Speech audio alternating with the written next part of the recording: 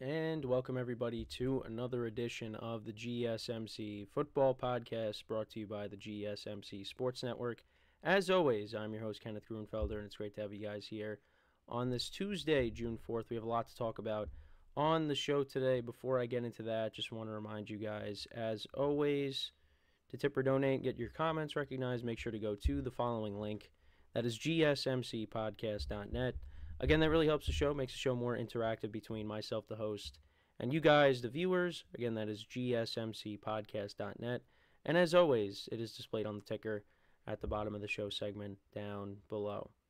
So, with that being said, let's get into what we are going to talk about for today. So we're going to start off the show, talk about a couple of things regarding the Dallas Cowboys, as well as doing a recap of the receivers that got paid this offseason as well, and why CeeDee Lamb most likely is going to be the next wide receiver that's going to get paid, in my opinion, but we'll see. So we'll talk about that. Then in the second part of the show, I'll continue my schedule breakdowns. Today we will be doing the Atlanta Falcons, so I'll give you my early win-loss predictions for them. Then in the third part of the show, we'll talk about some comments made by Chris Harris on the Up and Adams show about Justin Herbert. So we'll get into that in a little bit. Then in the fourth part of the show, we will talk about Darren Waller, and he's most likely going to retire. So we'll talk about that, how that impacts the Giants. And then in the final part of the show, we'll talk about some comments made by C.J. Stroud. And what career would he rather have? Aaron Rodgers' career or Eli Manning's career? So we will get into that in the final part of the show, and I'll give you my thoughts on what he had to say. So, with that being said, let's get into the first topic, which is talking about the Dallas Cowboys, a couple of things regarding them, as well as a recap of the contracts that were signed this offseason. So I did want to bring up, first, before we got into the CeeDee Lamb stuff, the passing of Hall of Famer Larry Allen. He was an 11-time Pro Bowler. He was a 6-time first-team All-Pro, and that was from 1996 to 2001. And he was part of the All-Decades team for the 90s and the early 2000s. And like I said, he was elected into the Pro Football Hall of Fame in 2013, and he was, a big part of the Cowboys' success back in the 90s. He's a Super Bowl champion in 1996. He protected Troy Aikman's blind side. And he was a versatile player, played both guard and tackle. He also cleared lanes for, of course, Emmitt Smith running the football. And I know there was some comments made by Emmitt Smith on his passing, and he was devastated over the loss. Not good news to start off the show. My heart goes out to his family during this time. And he played for both the Cowboys and the 49ers, and his career it spanned for 14 seasons. So, again, like I said, not good news to start off the show, and he will be missed. The NFL community lost a good one. So, I just wanted to bring that to light because I know that was making headlines yesterday. So, now let's kind of transition. It's hard. I know I've brought up former players or coaches passing away before, but it's always hard to kind of transition to something else after just talking about that. But like I said, wanted to bring that up. But let's now talk about CeeDee Lamb and where things are at currently here in the offseason. So if you remember, back on April 23rd, Jerry Jones made some comments. He wanted to see more movement in the market before signing extensions for players like Dak Prescott and CeeDee Lamb. Well, since then, now we're going to talk about CeeDee Lamb more so today.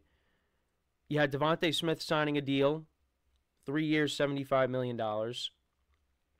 AmonRaSt.Brown signed a 4-year deal, $120 million. A.J.Brown signed a 3-year, $96 million extension, $51 million guaranteed. Nico Collins signed a 3-year, $72.75 million extension. Jalen Waddle signed a 3-year, $84.75 million extension, and Justin Jefferson most recently signed a 4-year, $140 million extension with $110 million guaranteed. And now with all that happening, now it's up to the Cowboys to sign CeeDee Lamb. And, Stephen Jones talked about the influence of Jefferson's deal on Lamb's negotiations. Jerry Jones has expressed confidence in understanding the future salary cap trends. Like I said, I think that CeeDee Lamb, his deal is most likely going to be done next. Out of, some of the other receivers that are looking for new deals, like Jamar Chase and T. Higgins, Brandon Ayuk, he's going to be the next guy to get his new deal. And now Jefferson's deal is done. And I think they wanted to get it done before Jefferson, but the Vikings kind of beat them to it. And CeeDee Lamb is going to command a big contract. Now, is he going to get the same amount as Justin Jefferson? Or is he going to get a little bit less? I think it's probably going to be around the same ballpark. And he is coming off of his best season. So he's going to have to, he deserves to get paid whatever he wants. Last year, he led the NFL in receptions. He ranked second in receiving yards. He had 1,749 receiving yards. And he had over 1,800 yards, or 1,800 scrimmage yards. He set the single-season franchise record for the Cowboys in catches and receiving yards. He had 12 receiving touchdowns, which was third in the NFL, and 14 scrimmage touchdowns, sixth in the NFL. So he had a monster year, and, the Cowboys are going to have to pay him. And he's going to get paid first out of the big three, with him, Dak, and Micah Parsons. Now, it's possible that Dak Prescott is not going to be on the team beyond 2024, and I think that is going to happen. I think he's going to end up leaving and going somewhere else. And it's interesting because the Cowboys have kind of been speaking positively about Trey Lance. So I know we talked about this briefly in our production meeting recently, but it could be Trey Lance, going forward, if they bring him back. That could be the backup plan if Dak decides to leave. So I think that's what's going to end up happening. But right now it seems like they are prioritizing getting a deal done with CeeDee Lamb, and they'll see whether or not they can get a deal done with Dak Prescott. But, yeah, a lot of receivers have gotten paid this offseason, and every single one of them deserves a new contract.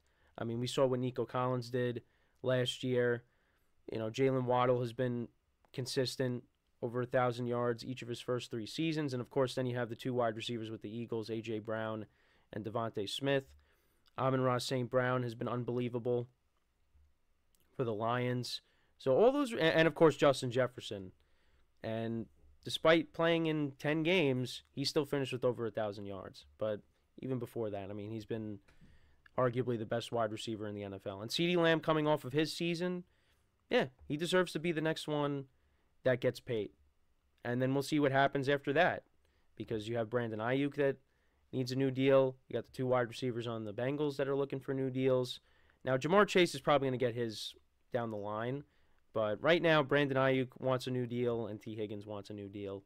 And we'll see about them along with CeeDee Lamb on when they will get their new deals. But, yeah, only time will tell. But for CeeDee Lamb, it's a matter of, when, not if. And he's going to get it with the Cowboys.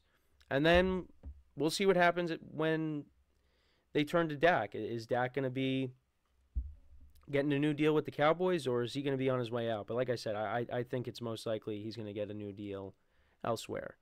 Because you're going to have a team that's going to want to pay him. Because, we'll see where, the quarterback... We'll see what it's like after this year, the quarterback cycle. I don't know how I wanted to word it, because there's always going to be a team that needs a quarterback. Basically what I'm trying to say. So there's going to be a team that's, that's going to be willing to pay him what he wants, and we'll see whether or not that's the Cowboys. But they could elect to go, in a different direction, and maybe they end up saying, you know what, we'll ride it out with Trey Lance and see what he's got. Because they did trade for him. So we'll see what ends up happening. But yeah, that's just no real updates with CeeDee Lamb. I just kind of wanted to give a recap on some things on the receivers that got contracts this offseason, as well as, some comments that were made earlier in the offseason from, Jerry Jones and Stephen Jones. Because they've been patient with this. But now, all these receivers are getting paid, so now I think it's time for them to step up and, give CeeDee Lamb that new deal. So we'll see how much he ends up getting. I'm expecting a new deal within, I don't want to say the coming days, I'll say the coming weeks. But who knows? Maybe he'll get paid tomorrow. But yeah, that's my thoughts on all things Cowboys. Let me know what you guys think about the stuff that we talked about. Any Larry Allen stuff that you might want to say, or just the wide receiver recap on the guys that got paid, as well as the Cowboys and CeeDee Lamb, Dak. How do you see all that playing out? Like, CeeDee Lamb's going to get his new deal. Then it's all about, after that, well, what's going to happen with Dak. So we're going to take our first break of the show. Then when we come back, I'll continue my schedule breakdown. Today we're going to be doing the Atlanta Falcons. So that's what we will do when we come back from our first break of the show. So with that being said, stick around, and we'll be right back here on the GSMC Football Podcast.